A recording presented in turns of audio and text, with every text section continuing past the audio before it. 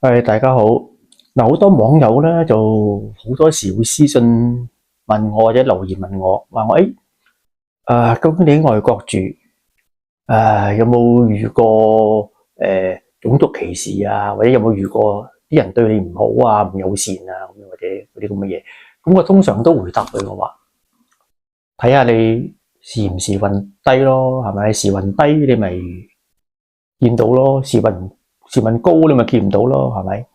咁今日我就講下前幾日我就真係時運低啦，就咁樣嘅。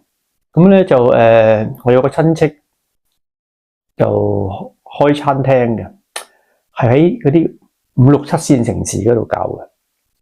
咁因為有啲事我過去探佢，咁咧就探完之後咧，大約係夜晚啦，大約10點零鐘啦，咁返屋企。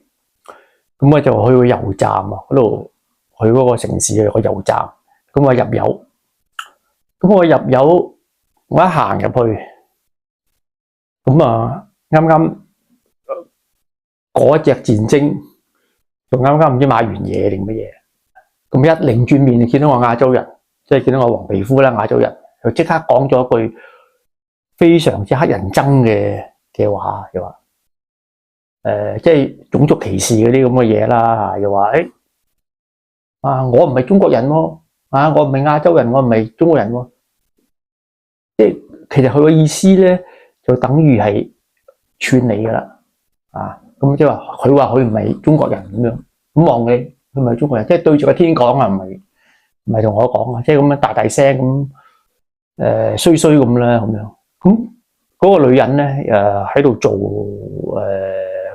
油站嗰個即係收錢嗰個咧，就即刻好唔開心啊！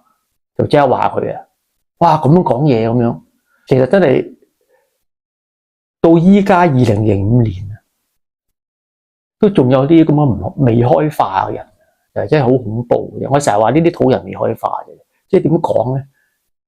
點解我哋黃皮膚你未見過嘅咩？係咪？你未見過荷里活有李連杰啊、成龍啊咁樣做戲嘅咩？唔係淨係白人噶嘛，咩人都有噶嘛。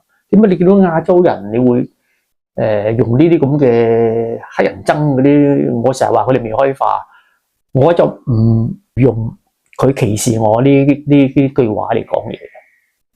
我成日覺得佢冇資格歧視我哋，只不過佢未開化，佢冇知識，佢冇即係冇乜家教，所以先至會咁乞人憎，係嘛？人哋冇搞你冇成，你都仲即係串下人咁樣啊！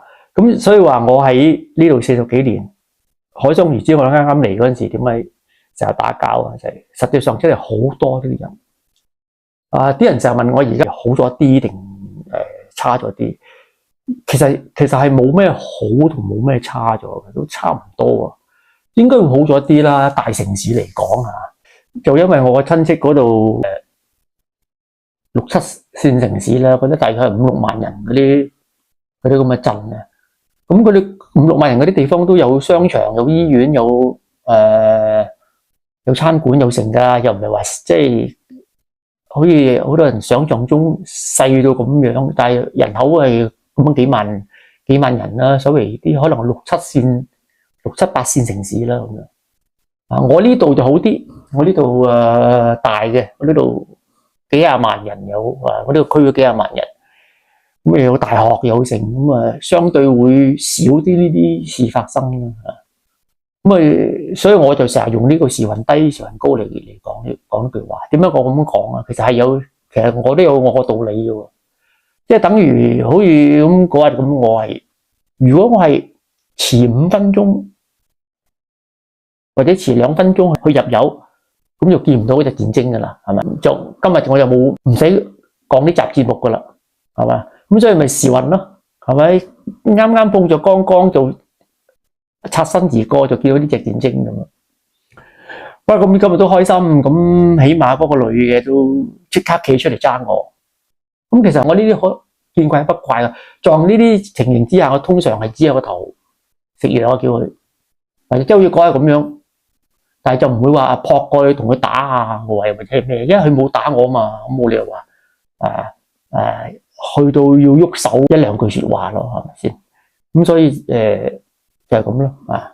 咁所以我就成日用時運高時運低嚟講啊，又或者同埋我呢個省住啲人都敢膽話佢未見過啲人，我相信唔會未見過嘅。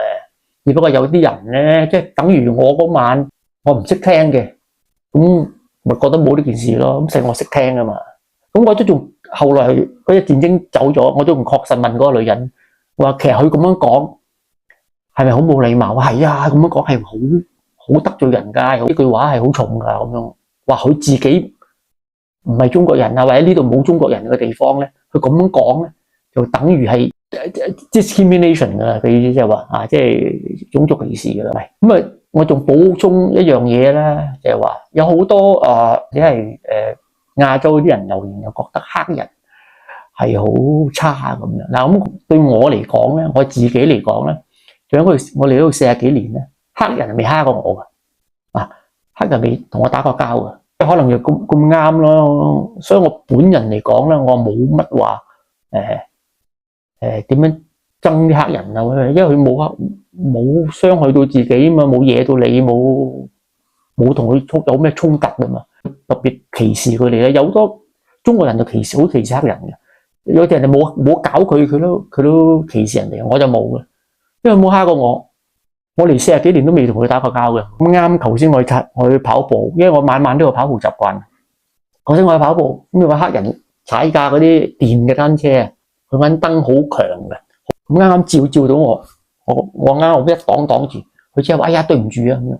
嗱，乜嘢人其實都係有好有唔好嘅，係睇佢個家庭教育啊，佢自己係一個乜嘢嘅人咯，係咪？咁所以就呢一集我就講。我嗰晚遇到嘅嘢啦，咁樣我又同佢有乜嘢太大嘅衝撞，因為嗰個女已經鬧咗佢啦，即刻咁都好開心，就係話都仲有人正義感咯啊！佢嗰個女係本地人嚟噶，佢都如果個人講啲咁黑人憎嘅嘢，佢都即刻加口咁樣，佢即刻好嬲啊！個女好似仲嬲過我係嘛？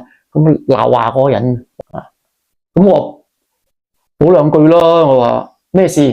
有咩得罪你即係咁串翻佢啦。咁佢又冇出聲咁即係衰咁啦，咁樣又笑下咁走咗啦。咁佢又冇過嚟喐手喐腳，咁冇理由同佢打交噶嘛，係嘛？